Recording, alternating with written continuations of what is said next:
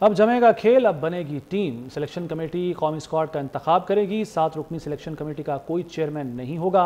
Selection committee अरकान के इख्तियारात यकसां और मुशावरत से फैसले होंगे। वहाब रियाज, मोहम्मद यूसुफ, असद शफीक, अब्दुल रज़ाक कौमी टीम के हेड कोच और कप्तान भी सिलेक्शन कमेटी का हिस्सा हैं।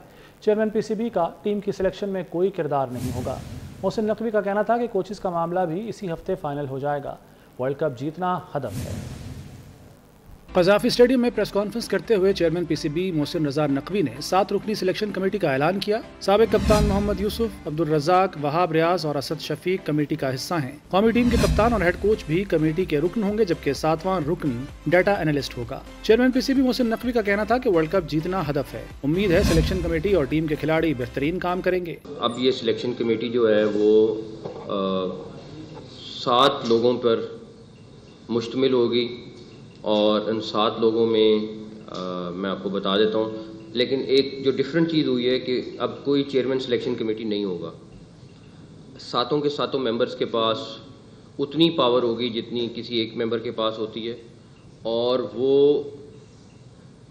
मेजॉरिटी पे डिसीजन करेंगे। उनकी डिबेट हो, उनकी आपस में बहस हो, ताकि एक अच्छे कंक्लूजन की तरफ हम पहुँचें। चेयरमैन PCB का कहना था कि मुल्क के तमाम स्टेडियम अपग्रेड करेंगे। चैंपियंस ट्रॉफी के मेज़बान स्टेडियम्स पहले मरहले में अपग्रेड किए जाएंगे।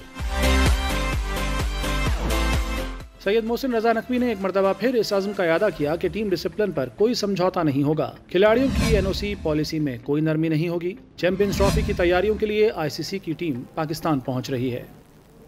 फास्ट बॉलर मोहम्मद आमिर ने रिटायरमेंट वापस लेने का ऐलान कर दिया। मोहम्मद आमिर कहते हैं कि पाकिस्तान के लिए खेलने का ख्वाब अब भी मौजूद है। ज़िंदगी में मौक़े आते हैं जब फैसलों पर नज़रसानी करना पड़ती है। मोहम्मद आमिर ने T20 वर्ल्ड कप के लिए दस्तयाबी जाहिर कर दी।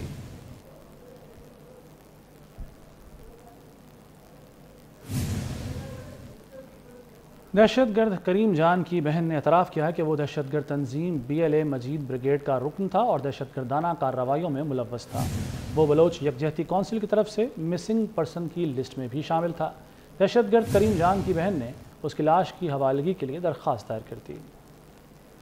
गवादर के शहरियों ने पोर्ट अथॉरिटी कॉम्प्लेक्स पर दहशतगर्द हमले की शदीद मजम्मत की है।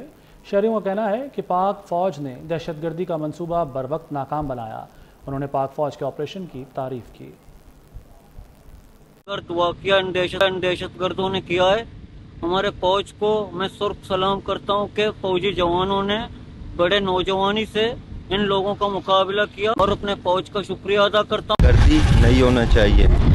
पाक फौज का मेहनतवार है कि कल ये मंसूबा नाकाम हुआ। ग्वादर में कल जो वाक़या हुआ है वो नहीं होना चाहिए। ग्वादर का अमन खराब नहीं होना चाहिए। कल जो वाक़या हुआ है ये बहुत गलत हुआ है, बेहद ना, ऐसे नहीं होना चाहिए।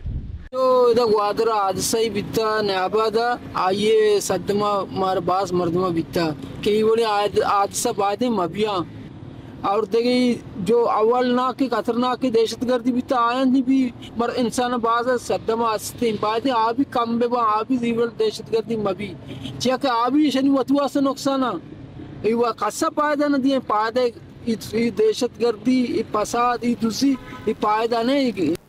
Core commander Karachi lieutenant general Babar Iftikhar की लेफ्टिनेंट कर्नल सैयद काशिफ अली शहीद के घर आमद। लेफ्टिनेंट जनरल बाबर इफ्तिखार ने लेफ्टिनेंट कर्नल सैयद काशिफ अली शहीद के अहल खाना से मुलाकात की। कोर कमांडर कराची ने शुजाअत व बहादुरी पर शहीद को खराज अक़ीदत पेश किया। लेफ्टिनेंट जनरल बाबर इफ्तिखार का कहना था कि दिफा वतन के लिए सैयद काशिफ अली की कुर्बानी सुनहरी हरूफ से लिखी जाएगी। कोर कमांडर कराची ने लेफ्टिनेंट कर्नल सैयद काशिफ अली शहीद के दर्जात की बुलंदी के लिए दुआ की।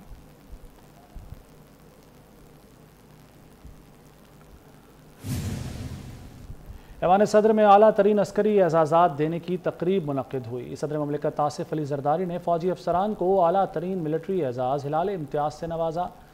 ऐवान सदर की तकरीब में 41 हिलाल इम्तियाज़ मिलिट्री के एजाज़ात दिए गए।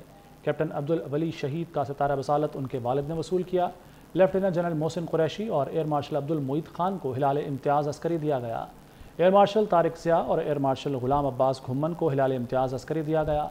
मेजर जनरल शोएब अहमद और मेजर जनरल नसीर अहमद को हिलाल इम्तियाज़ से नवाजा गया। Rear admiral Habibur Rahman, major general Shazia Nisar, major general Ejaz Ghani को हिलाल इम्तियाज़ अस्करी दिया गया। Major general Nadeem Ahmed Rana, major general Waseem Ahmed Khan, major general Arshad Naseem को भी हिलाल इम्तियाज़ अस्करी दिया गया। Rear admiral Syed Ahmed Salman, major general Arshad Mahmood, major general Atif Mansha को हिलाल इम्तियाज़ अस्करी दिया गया। Major general Javed Dost Chandio, major general Mohammad Irfan, major general Asif Hussain, major general Shahryar Parvez Bhatt और air vice marshal Zafar Islam को हिलाल इम्तियाज़ अस्करी से नवाजा गया।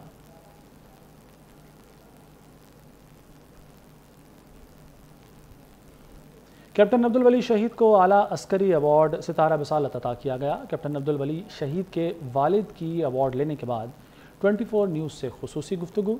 उन्होंने फ़ख्र का इजहार किया कि पाकिस्तान के शहदा में उनका नाम और खून भी है। मुझे कि कम से कम पाकिस्तान के शहदा के लिस्ट में हमारा नाम भी, हमारा खून भी शामिल। पाक आर्मी का शुक्रगुजार हूँ कि वो अपने शहदा को भूलते नहीं हो। तालीम है ही नहीं, अगर तालीम होती तो हमें भी समझ होता। शुमाली और जनूबी वज़ीरिस्तान में यौम पाकिस्तान मिली जोश व जज्बे से मनाया गया। जनूबी वज़ीरिस्तान में पाक फ़ौज के ज़ेर एहतमाम यौम पाकिस्तान की तकरीब का इनेकाद किया गया। जनूबी वज़ीरिस्तान में यौम पाकिस्तान की तकरीब का आगाज़ परचम कुशाई से किया गया। तलबा ने तकारीर, मिली नगमे, फ्लैग मार्च और खेलों के मुकाबलों में हिस्सा लिया। शुरका ने अहद किया कि वतन की तरक्की और खुशहाली में अपना किरदार अदा करेंगे। मिशरान, तलबा और नौजवानों की दिफा वतन के लिए पाक फ़ौज के किरदार की तारीफ़। शुमाली वज़ीरिस्तान में यौम पाकिस्तान की तकरीब में वतन से वालेहाना मोहब्बत का इजहार किया गया। पाक फ़ौज ने मीरान शाह, शिवा, स्पिनवाम, शवाल और रज़मुक में यौम पाकिस्तान मनाया। फ्लैग मार्च में बच्चों, नौजवानों और मिशरान ने सब्ज़ हिलाली परचम थामे रखा।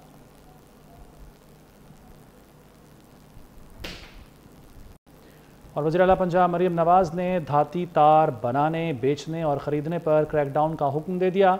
वज़ीर आला की ज़ेर सदारत खुसूसी इजलास हुआ। सूबे में अमन व अमान की उमूमी सूरत हाल का जायज़ा लिया गया। IG पंजाब ने सूबे में अमन व अमान की सूरत हाल के बारे में ब्रीफिंग दी। मनशियात की तरसील रोकने के लिए फूल प्रूफ मैकेनिज़्म तैयार करने पर इत्तफाक हुआ। पुलिस अफसरों की कारकर्दगी का तज्ज़िया करके रिपोर्ट पेश करने की हिदायत की। वज़ीर आला मरीम नवाज़ ने क्राइम पर डेली अपडेट रिपोर्ट भी तलब कर ली। वज़ीर आला ने हिदायत की कि ज़्यादती के वाक़यात में भी कमी आनी चाहिए, खुसूसी इक़दाम किए जाएँ। रेप के केस में मुलजिम को सज़ा देकर निशाने इबरत बनाया जाए। बच्चों, मुलाजमीन और घरेलू तशद्दुद के वाक़यात क्यों नहीं रुक रहे।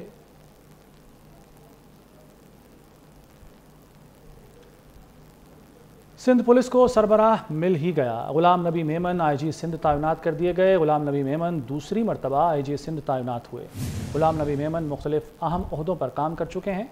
गुलाम नबी मेमन वफाकी हसास इदारे में अहम जिम्मेदारियाँ निभा चुके हैं। सिंध के अमन व अमान के लिए गुलाम नबी मेमन ने अहम फैसले किए। IG सिंध की तकर्री में 21 रोज़ लगे। सिंध हुकूमत ने 4 मार्च को वफाक को नाम भिजवाए थे। मुल्क की मईशत की बेहतरी के लिए वज़ीर आज़म का बड़ा फैसला। इक़्तिसादी राब्ता कमेटी की सरबराही छोड़ दी। शहबाज शरीफ की बजाय अब वज़ीर ख़जाना ECC के चेयरमैन होंगे। वज़ीर आज़म शहबाज शरीफ ने इक़्तिसादी राब्ता कमेटी की तश्कील नौ करके नोटिफिकेशन जारी कर दिया। ECC अरकान में तिजारत, पावर और पेट्रोलियम के वफाकी वज़रा शामिल। इक़्तिसादी उमूर और मनसूबाबंदी के वफाकी वज़रा भी कमेटी का हिस्सा हैं।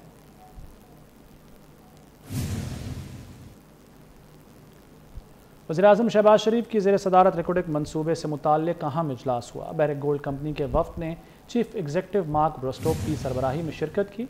वज़ीर आज़म ने यकीन दहानी कराई कि रिकॉर्डिक मनसूबे पर काम करने वालों और बंदरगाह तक लॉजिस्टिक्स की हिफाजत यकीनी बनाई जाएगी।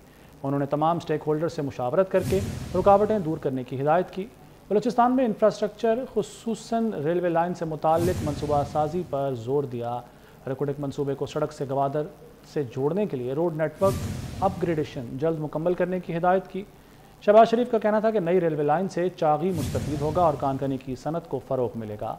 वज़ीर आज़म ने रिकॉर्डिक रोड एंड रेल कनेक्टिविटी पर अगले हफ्ते ब्रीफिंग तलब कर ली। समाज में सफ़ेद पोश तबका हमेशा से ही सहमा हुआ सा रहता है।